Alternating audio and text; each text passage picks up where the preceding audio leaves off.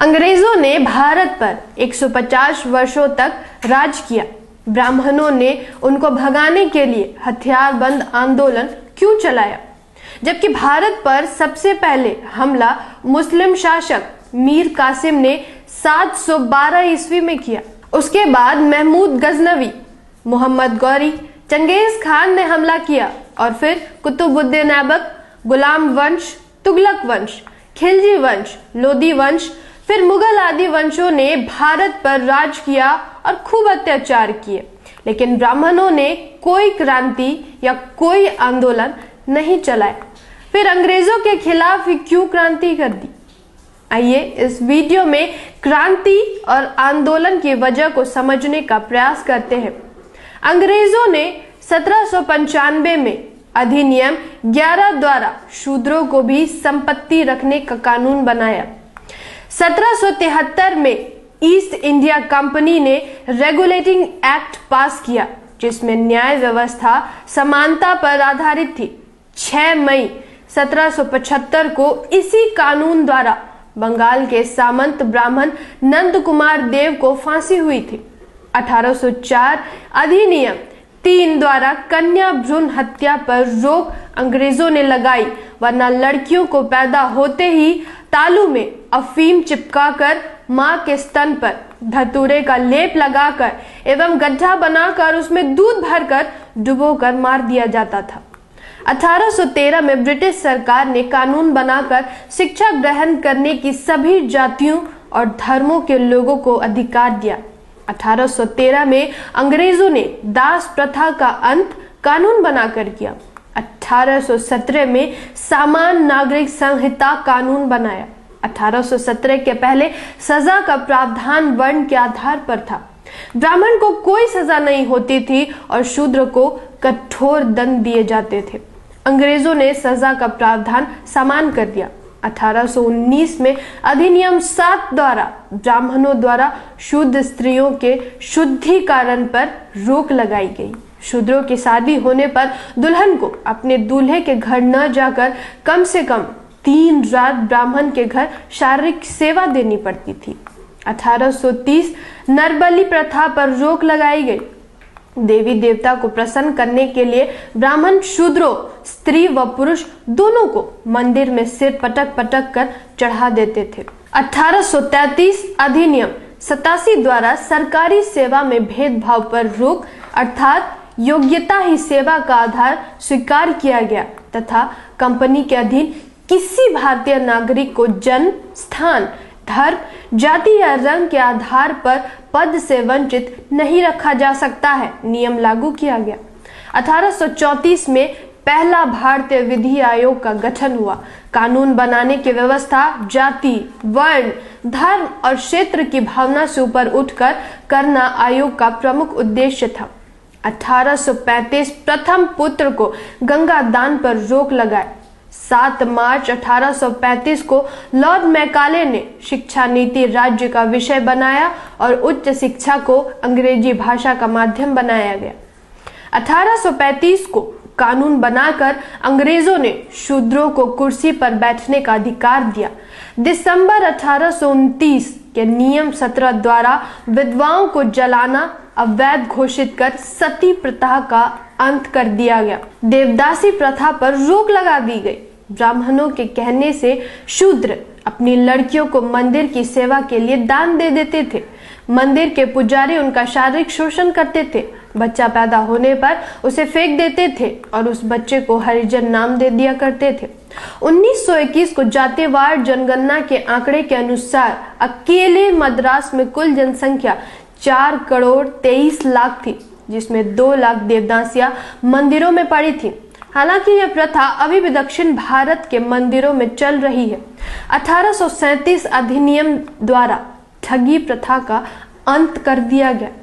1849 में कलकत्ता में एक बालिका विद्यालय JED बेटर ने स्थापना किया। 1854 में अंग्रेजों ने 3 विश्वविद्यालय कलकत्ता, मद्रास और बॉम्बे में स्थापित किए। 1902 में विश्वविद्यालय आयोग नियुक्त किया गया। 6 अक्टूबर 1860 को अंग्रेजों ने इंडियन पैनल कोड बनाया। लॉर्ड मैकाले ने सदियों से जकड़े शूद्रों की जंजीरों को काट दिया और भारत में जाति, वर्ण और धर्म के बिना एक समान क्रिमिनल लॉ लागू कर दिया। 1863 अंग्रेजों ने कानून बनाकर चरक पूजा पर रोक लगा दी। इस पूजा में आलीशान भवन एवं पुल निर्माण पर शूद्रों को पकड़ पकड़ कर जिंदा चुनवा दिया जाता था। इस पूजा में मान्यता थी कि भवन और पुल ज्यादा दिनों तक टिकाऊ रहेंगे। 1867 में बहुविवाह प्रथा पर पूरे देश में प्रतिबंध लगाने के उद्देश्य से बंगाल सरकार ने एक कमेटी का गठन किया। 1871 में अंग्रेजों ने भारत में जातिवार गणना प्रारंभ की। यह जनगणना 1941 तक हुई। 1872 में सिविल मैरिज एक्ट द्वारा 14 वर्ष से कम आयु की कन्याएं एवं 18 वर्ष से कम आयु के लड़कों का विवाह वर्जित करके बाल विवाह पर रोक लगा दी गई। अंग्रेजों ने महार और चमार रेजिमेंट बनाकर इन जातियों को सेना में भर्ती किया, लेकिन 1892 में ब्राह्मणों के दबाव के कारण सेना में अछूतों की भर्ती बंद हो गई। 1918 में साउथबरो कमेटी को भारत में अंग्रेजों ने भेजा। यह कमेटी भारत में सभी जातियों का विधिमंडल में भागीदारी के लिए आया था। शाहू महाराज के कहने पर पिछड़ों के नेता भास्कर राव जादव ने एवं अछूतों के नेता डॉक्टर अंबेडकर ने अपने लोगों को विधिमंडल में भागीदारी के लिए मेमोरेंडम यानी ज्ञापन दिया।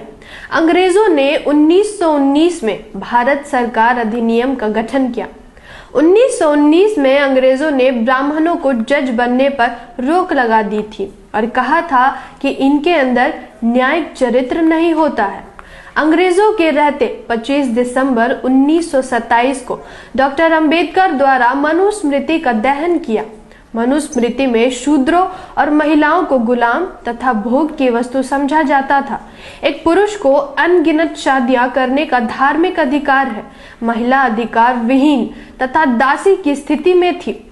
एक एक औरत के अनगिनत सौतन्य हुआ करती थी। औरतें शूद्रों के लिए सिर्फ और सिर्फ गुलामी लिखा है, जिसको ब्राह्मण मनु ने धर्म का नाम दिया है। फिर 1 मार्च 1930 को डॉक्टर अंबेडकर द्वारा काला राम मंदिर नासिक प्रवेश का आंदोलन चलाया गया। 1927 को अंग्रेजों ने कानून बनाकर शूद्रों के सार्वजनिक स्थानों पर जाने का अधिकार दिया। नवंबर 1927 में साइमन कमीशन की नियुक्ति की, जो 1928 में भारत के अछूत लोगों की स्थिति का सर्वे करके और उनको अतिरिक्त अधिकार देने के लिए आया। 24 सितंबर 1932 को अंग्रेजों ने कम्युनल अवार्ड घोषित किया, जिसमें प्रमुख अधिकार दिए। 19 मार्च 1928 को बेगारी प्रथा के विरुद्ध डॉक्टर अंबेडकर ने मुंबई विधान परिषद में आवाज उठाई, जिसके बाद अंग्रेजों ने इस प्रथा को समाप्त कर दिया। अंग्रेजों ने 1 जुलाई 1942 से लेकर 10 सितंबर 1946 तक डॉक्टर अंबेडकर को वायसराय की कार्य साधन काउंसिल में लेबर मेंबर बनाया। लेबरों को डॉक्टर अंबेडकर ने 8.3% प्रतिनिधित्व दिलवाया। 1937 में अंग्रेजों ने भारत में प्रोविंशियल गवर्नमेंट का चुनाव करवाया। अंग्रेजों ने शासन प्रशासन में ब्राह्मणों की भागीदारी को 100% से 2.5% पर लाकर खड़ा कर दिया। इन्हीं सब वजह से ब्राह्मणों ने अंग्रेजों के खिलाफ क्रांति शुरू कर दी, क्योंकि अंग्रेजों ने शूद्रों और महिलाओं को सारे अधिकार दे दिए थे और सब जातियों के लोगों को एक समान अधिकार देकर सबको बराबरी में लाकर खड़ा किया। जानकारी ही हथियार है। इस वीडियो को अधिक से अधिक शेयर कीजिए। धन्यवाद। जय संविधान, जय भारत।